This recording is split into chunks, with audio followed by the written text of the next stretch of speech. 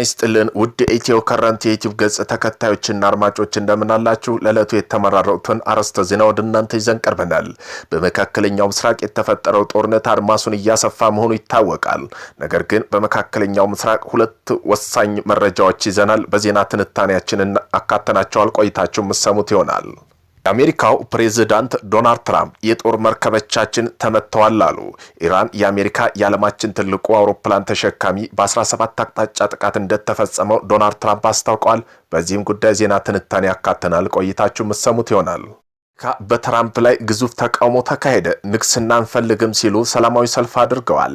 በሚሊዮን የሚቆጠሩ አሜሪካ ንግስ አንፈልግም ኖ ኪንግ በሚል መፈክር በዶናልድ ትራምፕ አስተዳደር ላይ መጠነ ሰፊ የተቃውሞ ሰልፍ አደረጉ።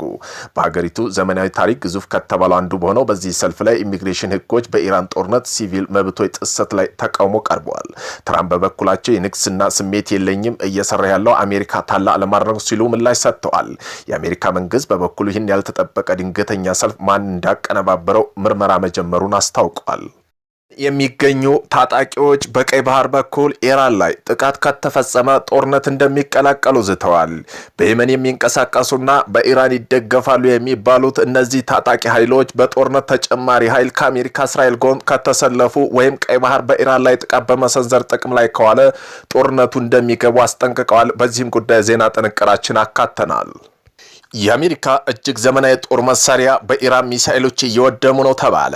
ባለፉት ጥቂት ሳምንታት በአሜሪካና በኢራን መካከል የተቀሰቀሰው ጦርነት ለአሜሪካ መከላከያ ሚኒስቴር እጅግ አስደንጋጭ የገንዘብና የቁሳቁስ ኪሳራ እያስከተለ መሆኑ ተሰማ። የዌል ስትሪት ጆርናል ባወጣው አዲስ መረጃ መሰረት ጦርነቱ ከተጀመረ መጀመሪያዎቹ 3 ሳምንታት ውስጥ ብቻ አሜሪካ 1.4 ቢሊዮን እስከ 2.9 ቢሊዮን ዶላር የሚገመት የጦር መሳሪያ ኪሳራ ደርሶበታል። በዚህም ጉዳይ የዜና ጥንቅራችን አካተናል። ለወዳጅም ይሁን ለጠላትም ተዘግቷል። ኢራን የሆርሙዝ ሰርጥ ሙሉ በሙሉ መዝጋቷን አወጀች። ዘ ኢንዲፔንደንት ከደቂቃ በፊት ሰበር ዜና ቢል ባጋራው መረጃ ሆርሙዝ ሙሉ በሙሉ መዘጋቱ ተዘግቧል። 2 የቻይና መርከቦችም እንደመለሰ ታውቋል። ነገሩ ከሯል። ቴህራን ይህ ውሳኔ ያሳለፈችው ከአሜሪካ ጋር ድርድር ሊጀምር ይችላል የሚል መረጃ እየተሰራጩበት ባለበት ወቅት ነው። እነዚህን የመሳሰሉ አርዕስተ ዜና ወደ እናንተ ይዘን ቀርበናል። ቤተሰብ ለመሆን ላይክ፣ ሼር፣ ሰብስክራይብ ማድረገውን እንዳይረሱ። ወደ መጀመሪያ ዜና ትንታኔያችን ስናልፍ በመካከለኛው ምስራቅ ሁለት ዋና ዋና መረጃዎች እናደርሳቸዋለን። እነዚህ ዋና ዋና ክስተቶችም የኢራን አብዮታዊ ዘብ IRGC F-16 አሜሪካ ተዋጊ ጀት መቶ መጣሉን አልጀዚራ ዘግቧል። F-16 ተዋጊ ጀት አሁን ባለው ወቅታዊ ከ30 እስከ 60 ሚሊዮን ዶላር ያወጣል። ኢራን 2 የቻይና መንግስት ኮንቴነር መርከቦች በሆርሙዝ የባህር ወሽመጥ እንዳያልፉ ከልክላለች። ቴህራን አሁን ለኢራን የቤት ዕቃ፣ መኪኖች፣ ልብሶች፣ መድኃኒት የያዙ መርከቦች ብቻ እንዳልፉ ፈቃድ እንደምትሰጥ ዌል ስትሪት ጆርናል አስነብቧል። ኢራን ለሆርሙዝ ሰርጥ ያላት ቁጥጥርም አጠናክራ ቀጥላለች። ፕሬዝዳንት ዶናልድ ትራምፕ የጦር መርከባችን ተመቷል ሲሉ ተናገሩ። ኢራን የአሜሪካ የዓለማችን ትልቁ አውሮፕላን ተሸካሚ በ17 አቅጣጫ ጥቃት እንደተፈጸመ ዶናልድ ትራምፕ አስታውቀዋል። ፕሬዝዳንት ትራምፕ ኢራን የዓለማችን ትልቁን የአውሮፕላን ተሸካሚ ጀራልድ አር ፎርድ በ17 የተለያዩ አቅጣጫ መመታቱን በይፋ አምነዋል። የአውሮፕላን ተሸካሚ 13 ቢሊዮን ዶላር ግምት ያለው አሜሪካ ላይ ከምትላቸው ዘመናዊ ጦር መርከቦች ውስጥ አንዱና የመጀመሪያ ደረጃ የሚይዘው ሲሆን 337 ሜትር ዝመት ያለው ከ75 እስከ 90 የጦር አውሮፕላኖች በአንድ ጊዜ መሸከም ይችላል። የአውሮፕላን ተሸካሚ የጦር መርከብ በኢራን ጥቃት ከተፈጸመ በኋላ በዛሬው ዕለት ለጥገና ወደ ክሩሺያ ማቅናቱ ሮይተርስ ዘግቧል። ተይዞ ተንታኞች እንደሚሉ ከሆነ የአሜሪካ እጅግ ዘመናዊ የጦር መሳሪያ በኢራን ሚሳኤሎች እየወደሙ ነው ተባለ። ባለፉት ጥቂት ሳምንታት በአሜሪካና በኢራን መካከል የተቀሰቀሰው ጦርነት ለአሜሪካ መከላከያ ሚኒስቴር እጅግ አስደንጋጭ የገንዘብና የቁሳቁስ ኪሳራ እያስከተለ መሆኑ ተሰማ። ዌል ስትሪት ጆርናል ባወጣው አዲስ መረጃ መሰረት ጦርነቱ ከተጀመረ መጀመሪያዎቹ 3 ሳምንታት ውስጥ ብቻ ከ1.4 ቢሊዮን እስከ 2.9 ቢሊዮን ዶላር የሚገመት የጦር መሳሪያ ኪሳራ ደርሶባታል። ይህ ከፍተኛ ውድመት የተመዘገበው ኢራን በወሰደችው መጠነ ሰፊ የሚሳኤል ላይ ድሮን ጥቃት መሆኑን የቀድሞ ፔንታጎን ከፍተኛ ባለስልጣን ኤለን ማክሰር አረጋግጠዋል። አየር ላይ የተሰነዘሩ ጥቃቶች ባልተጠበቀ አደጋ ምክንያት አሜሪካ አየር ኃይል ክፉኛ ተመቷል። በመጋቢት ወር መጀመሪያ ላይ 3 F-15E ተዋጊ ጀቶች በኩዌት አውሮፕላን በስህተት ተመተው ወደቁ ሲሆን በአይነቱ ልዩ የሆነው F-35 የድብቅ ተዋጊ ጀት ከደረሰበት ጥቃት ምክንያት በአስቸኳይ እንዳርፍ ተገዷል። በተጨማሪም ሳውዲ አረቢያ የሚገኘው የጦር ሰፈር ኢራን በሰነዘረችው ሚሳኤል ጥቃት 5 ግዙፍ የነዳጅ ጫኝ አውሮፕላኖች ጉዳት ደርሶባቸው ለጥገና ተዳርገዋል። ከ10 በላይ የሚሆኑ እጅግ ውድ የሆኑ MQ-9 ሪሴፐር ድሮኖች በተመሳሳይ መልኩ መውደማቸውን የፔንታጎን የጦር ዝግጅት ጥያቄ ውስጥ ከቶታል። የባህር ኃይሉ ቢሆንም ከዚህ ጥቃት አላመለከተም። በዓለም እጅግ ዘመናዊ የተባለው አውሮፕላን ተሸካሚ መርከብ USS ጀራልድ አር ፎርድ በመጋቢት 12 በደረሰበት የእሳት አደጋ ምክንያት በአሁኑ ወቅት በግሪን የባህር ወደብ ጥገና እየተደረገበት ይገኛል።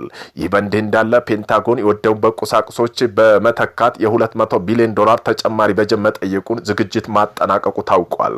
ውጥረቱ የተጀመረው በየካቲት ወር መጨረሻ አሜሪካ፣ እስራኤል በጋራ በመሆን በኢራን ላይ ጥቃት መክፈታቸውን ተከትሎ ኢራን በሳውዲ አረቢያ፣ ኳታር፣ ዮርዳኖስ የሚገኙ የአሜሪካ የጦር ሰፈሮች ላይ አጸፋ እርምጃ አጠናክራ ቀጥላለች። እስካሁን በነበረው ግጭት 13 የአሜሪካ ወታደሮች መገደላቸው፣ 290 የሚሆኑ መቁሰላቸው ተረጋግጦ በኢራን በኩል ደግሞ 1340 በላይ ሰዎች መሞታቸው ዘገበውን ቀጠና አሁንም ከፍተኛ ስጋት ውስጥ ይገኛል። በየመን የሚገኙ ታጣቂ ቡድን ሁቲዎች በቀይ ባህር በኩል ኢራን ጥቃት ከተፈጸመባት ጦርነቱን እንደሚቀላቀሉ ዛቱ።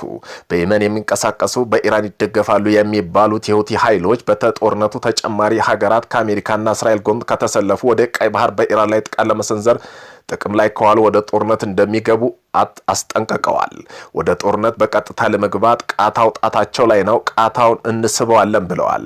በየቀኑ 6 ሚሊዮን በርሜል ነዳጅ የሚያልፍበት የባብ ኤልመንደብ ስርጥ የሚቆጣጠሩት ሁቲዎች ይህ ንግድ መስመር ከዘጉት ዓለም አቀፍ የነዳጅ አቅርቦት 25 በመቶ ሊስተጓጎል እንደሚችል ተሰግቷል። ነዳጅ ብቻ ሳይሆን በርካታ መሰረታዊ ቁሳቁሶች፣ ግብአቶች ጉዞ መስተጓጎል ይገጥመዋል። የሁቲ ዛቻ እስካሁን በቃላት ደረጃ ያለ ቢሆንም የቀድሞውን በተፈጠረው ቀውስ ሳቢያ እየተራወጠ ያለ የዓለም ነዳጅ ገበያ ይብለጥ ሊያባብሰው ዋጋ ንረቱን ሊያስከትል እንደሚችል የኢኮኖሚ ባለሙያ ስጋታቸውን ከወዲሁ እየገለጹ ነው። የአሜሪካው ፕሬዝዳንት ትራምፕ ያልጠበቁን ነገር ገጠማቸው። በሚሊዮን የሚቆጠሩ አሜሪካዊ ነገስታት አገዛዝ አንፈልግም ኖኪንግ በሚል መፈክር በዶናልድ ትራምፕ አስተዳደር ላይ ተቃውሞ ሰልፍ አካሄዱ።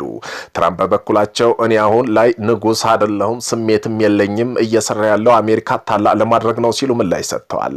በአሜሪካ ዘመናዊ ታሪክ በአንድ ቀን የተካሄደ ግዙፍ የሰልፍ ንቅናቄ አንዱ ሊሆን ይችላል የተባለ ይህ ተቃውሞ በዋናነት ያነጣጠረው የትራምፕ አስተዳደር የሚያራምዱ የኢሚግሬሽን ህጎች በኢራን ላይ በተከፈተ ጦርነት በሲቪል መብቶች ጥሰት ላይ ነው። ይህ ያልጠበቀ ድንገተኛ ሰልፍ ማን እንዳቀነባበረው የአሜሪካ መንግስት ወደ ማጣራት ገብቷል።